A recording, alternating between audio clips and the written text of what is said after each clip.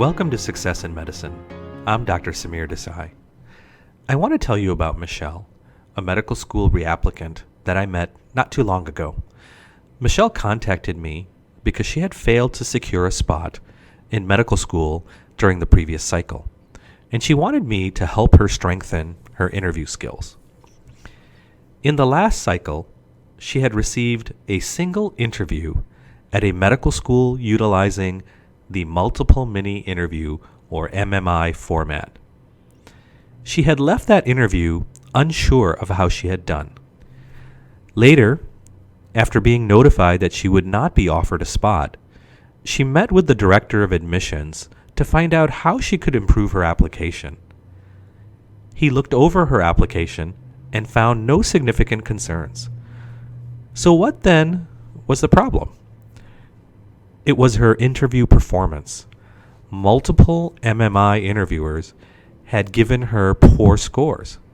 Unfortunately, school policy prevented the director of admissions from sharing any other particulars about her interview performance.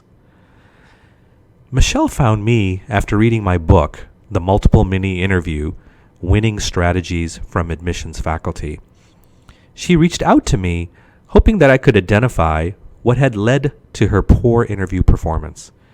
In this podcast, I would like to share with you what I discovered during my mock interview with Michelle and how you can use that knowledge to elevate your own MMI performance. But first, let me give you a bit of background information about the MMI.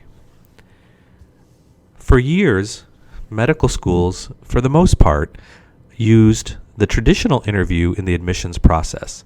By traditional, I mean a one-on-one interview during which interviewers asked such questions as, tell me about yourself, why do you want to be a doctor, and where do you see yourself in 15 years? The traditional interview is still alive and well in the medical school admissions process, but increasingly schools are utilizing other interview formats. One that has gained the most popularity over the past 15 years or so is the multiple mini interview, also known as MMI. The MMI is really an interview circuit comprised of a series of smaller interviews. At each interview station, the interviewee encounters a different scenario. Typically, there is 2 minutes to process the scenario before the applicant is asked to enter the room and address the scenario with the interviewer. After 5 to 8 minutes, the interview ends and the interviewee moves on to the next interview station, where the process repeats itself. This continues until the applicant completes 5 to 10 stations as dictated by that particular medical school. What type of scenarios may applicants encounter during the MMI? There are several different types. There are discussion prompts in which applicants are presented with an issue or ethical situation. There are also role-playing scenarios in which applicants are asked to interact with an actor, and they are then assessed for their ability to show that they have the qualities expected of a future physician. Another scenario is the teamwork scenario in which 2 applicants are asked to complete a task together. In my mock interview with Michelle, I put her through a variety of these types of scenarios to understand what may have happened in the last cycle and guide her to delivering a powerful performance in the next cycle. What did I learn about Michelle from my mock interview? The first thing that I noticed was the length of her answers. Her answers were about 5 minutes long. Depending upon the school where you're interviewing, this could present a significant problem.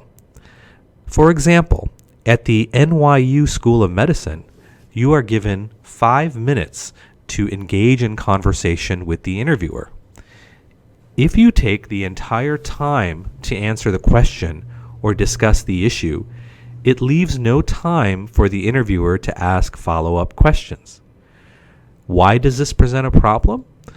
Well, if your original answer was lacking in some way, The follow-up question may allow you to convey what was missing, thereby earning you some additional points for your performance.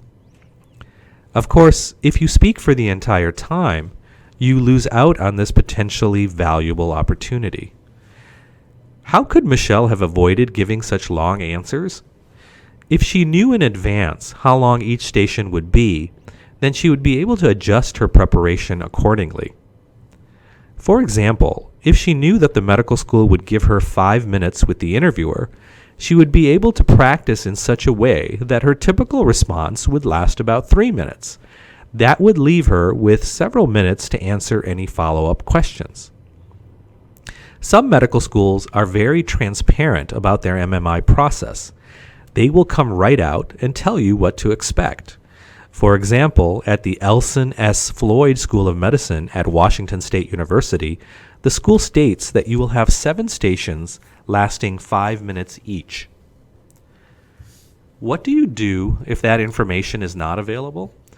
Well, it doesn't hurt to contact the admissions office and ask them.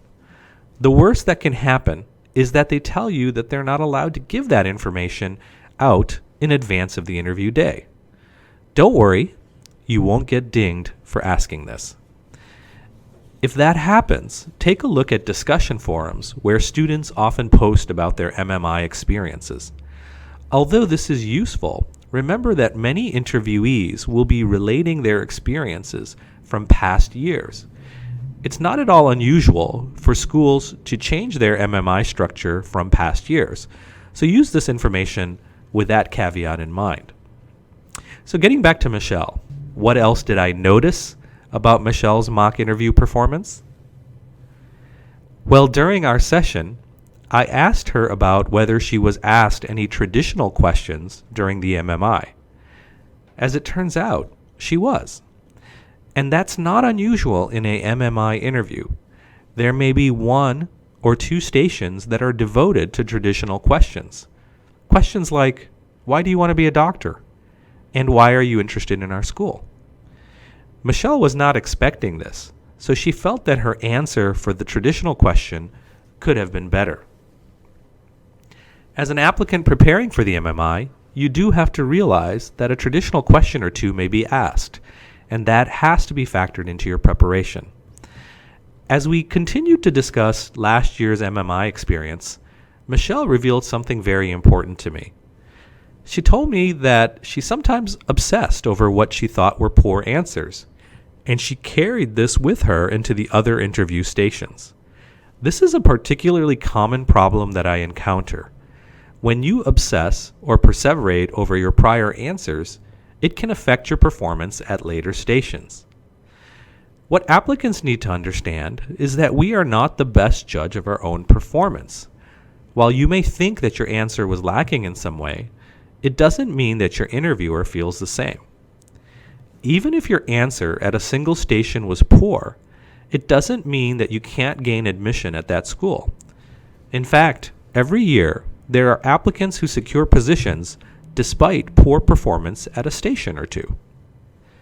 However, applicants who are not able to let go of what they consider a poor answer are at risk for poor performance at subsequent stations, and that's when it can become a real problem for your chances of admission. So the bottom line, train your mind to leave the past behind. Don't let your performance at a station affect performance at another station. These were 3 major issues that prevented Michelle from delivering a powerful interview performance. With this knowledge and continued practice, Michelle made adjustments to her interview strategy. I'm happy to tell you that Michelle's efforts paid off, and she is now a medical student. For more information on how to excel during the MMI, please visit our website, thesuccessfulmatch.com. Until next time, I'm Dr. Samir Desai.